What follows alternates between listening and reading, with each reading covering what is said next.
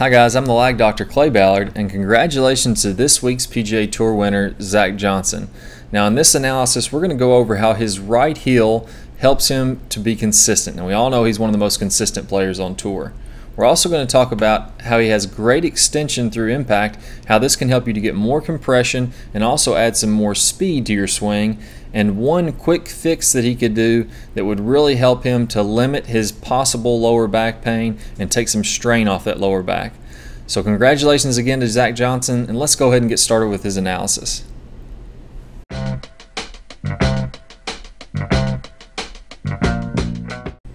Okay, so the first thing that I mentioned was his right heel in the downswing, and this is directly related to how much the hips are rotating. If the hips are rotating a lot, it's going to pull that right heel off the ground, and you could have a little bit of inconsistency. We all know that Zach is very consistent, and part of this consistency is due to his control of his body and the hips.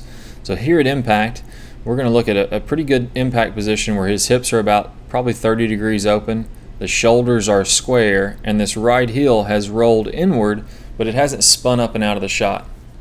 That's textbook for where you should be at impact. It's a great position as far as how he's controlling his body and not letting it spin wildly out of control. So about 30 to 45 degrees open with the hips is what we want, and square with the shoulders.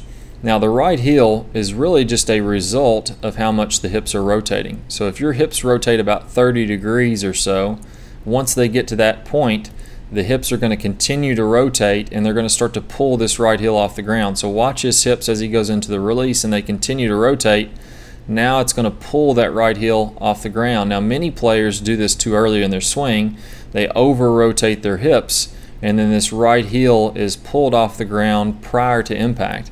And that, again, can just lead to a lot of inconsistency, too many moving parts, too many things to time up. So one key, if you're struggling with rotating your hips too much, is to feel like you keep the inside of this right heel on the ground all the way through impact. That's going to slow down your hips. That's going to allow you to be more consistent. Now the next piece I want to go over is extension.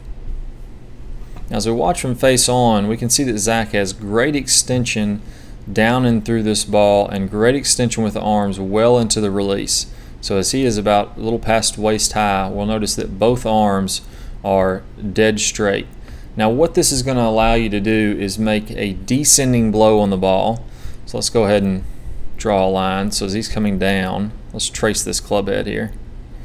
So as he's coming down, this club head is going to make a descending blow on this golf ball, but as he's releasing, it's going to be a very shallow blow. So we want this club to be moving down and through on impact, but we don't want it to be very steep. And by getting extension, that's going to make a very shallow, long release, and that's going to allow you to come in more level to the golf ball. So look at how wide his club is as he's going into the release there, and that has to do with those arms staying nice and wide.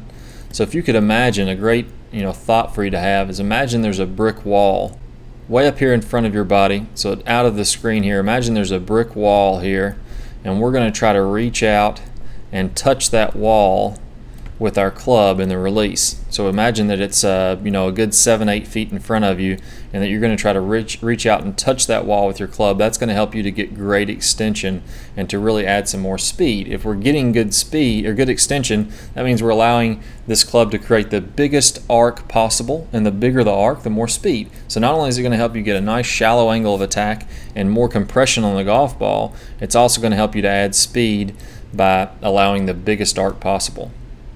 So one last thing I want to draw attention to is the fact that he doesn't get a lot of roll in his forearms in the release. So he gets great extension, but you'll notice how these forearms are not rolling. Well, when that happens, in order to get great extension and not allow the forearms to roll, the upper body has to lean way back, and the shoulders have to do a lot of work. So we can see that his entire upper body is curving as he's coming through this release. So let's take a look from behind him in a rear view, and we'll be able to see much more the curvature of the spine. I'm going to show you both the incorrect and correct movements. So here on the left is Zach Johnson, on the right is Luke List, and we're going to compare the way that they release the club. Now, when your shoulders are driving the release, and when you're getting a lot of body rotation in this release, your body's going to have to work overtime to make up for a lack of roll in the hands and arms.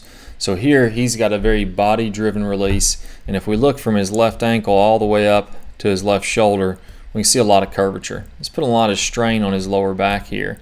So hopefully he doesn't get injured. If he's very flexible and fit, he may not get injured, at least for a while, but he's definitely putting quite a bit of strain on his body.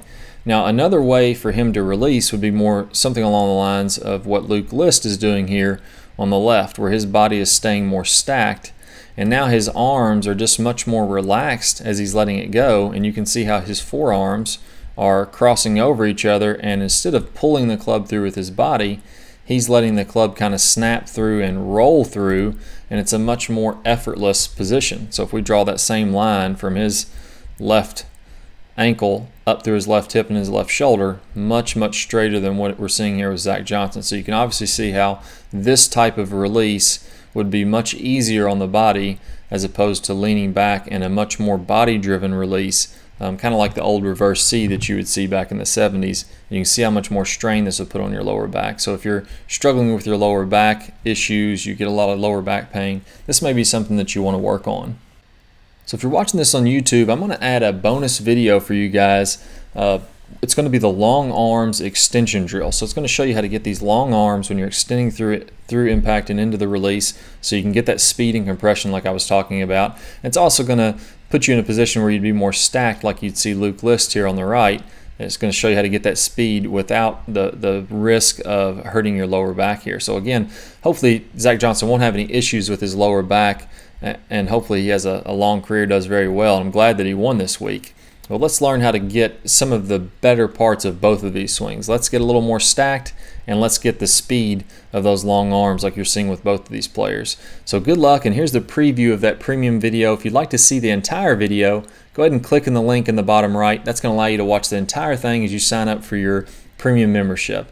I can't wait to work with you guys a whole lot more, and good luck with your golf game.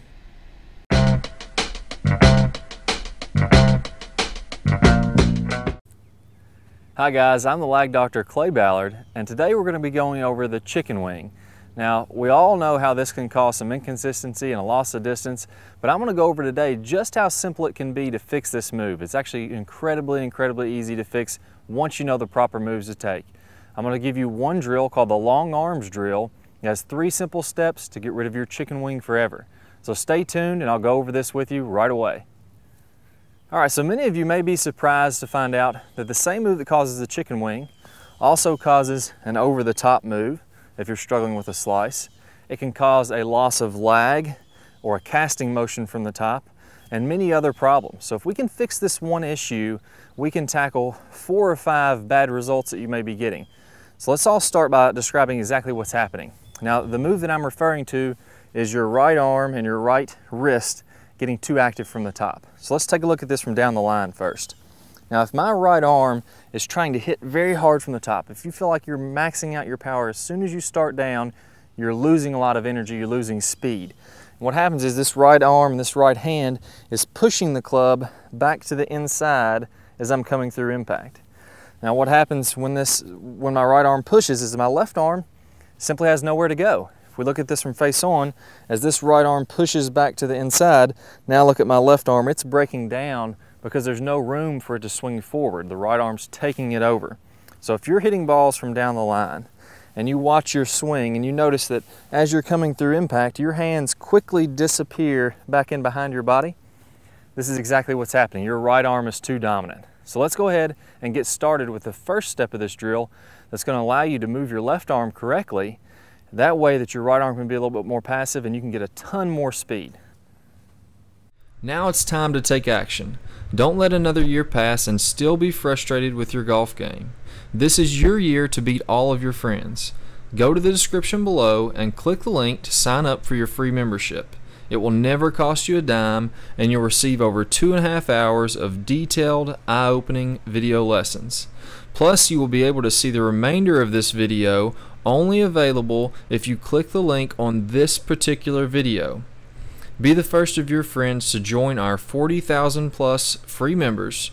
We look forward to having you on our team.